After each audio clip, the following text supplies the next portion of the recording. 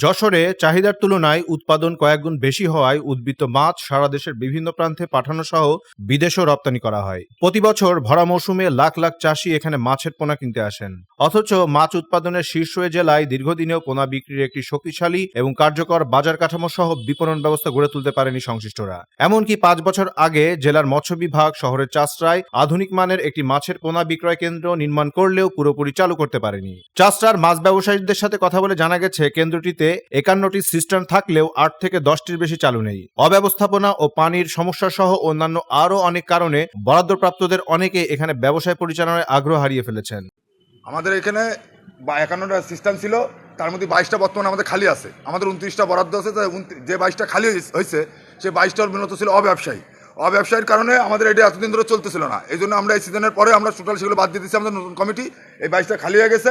আমরা চাচ্ছি আগামী সিজনের ভিতরে 22টা আমাদের পুরনো ব্যবসায়ী দিয়ে আমরা কমপ্লিট করবো এবং ইনশাল্লাহ এটা সচলভাবে চালানোর ব্যবস্থা করতেছি আমরা। এখানে সিস্টেম আছে ৫১টা, তার মধ্যে ২৯টা আমরা ইউজ করতেছি আর বাদ বাকি এগুলা খালি আছে। তো যাই হোক, প্রক্রিয়া চলতেছে, এগুলাও ইনশাল্লাহ এই বছরের ভিতরে ব্লক হয়ে যাবে। আর আগে যে পরিস্থিতিটা ছিল এই মাছের পোনা বিক্রয় কেন্দ্রের, বিভিন্ন দলদারিও যে আওয়ামী লীগের কতিপয় সন্ত্রাসী এইটা ওইটা মিলে যেগুলো হাউস শুধু দখল করে রেখেছে, অথচ তারা তো ব্যবসায়ী না, প্রকৃত ব্যবসায়ী না আসলে কোনো প্রতিষ্ঠান চলে। তা সেই ক্ষেত্রে বর্তমান যে আমরা কমিটিতে আছি, তা সেইভাবে মনে করেন যেগুলো পানির সমস্যা ছিল সেই পানির সমস্যা রিসাইকেলিং থেকে শুরু করে সব ইনশাল্লাহ চলমান রয়েছে, সব ঠিক হয়ে যাবে। হাড়ি পেতে ৬০ জনের মাছ বিক্রির জায়গা থাকলেও এভাবে কেউই মাছ বিক্রি করেন না। বিগত আওয়ামী লীগ সরকারের আমলে এখানে সিস্টার্ন বরাদ্দপ্রাপ্তদের বেশিরভাগই অব্যবসায়ী। তারা পেশাদার মাছ ব্যবসায়ী না হওয়ায় কেন্দ্রটি পুরোপুরি চালু হচ্ছে না।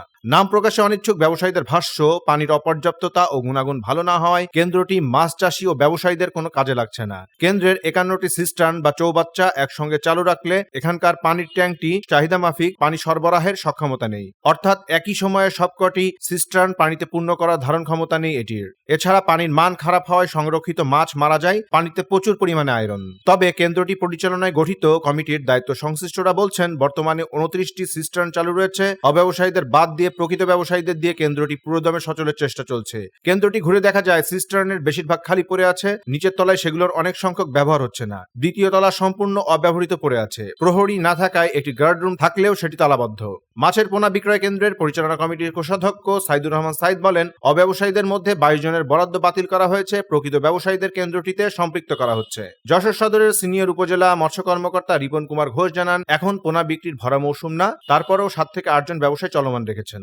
বর্তমানে এটা পোনার একটা মৌসুম না, এই সময়টা মৌসুম না, কিন্তু এই সময়টা পোনার পিক সিজন না। তারপরেও এখানে ৭-৮ জন ব্যবসা চলমান রেখেছেন।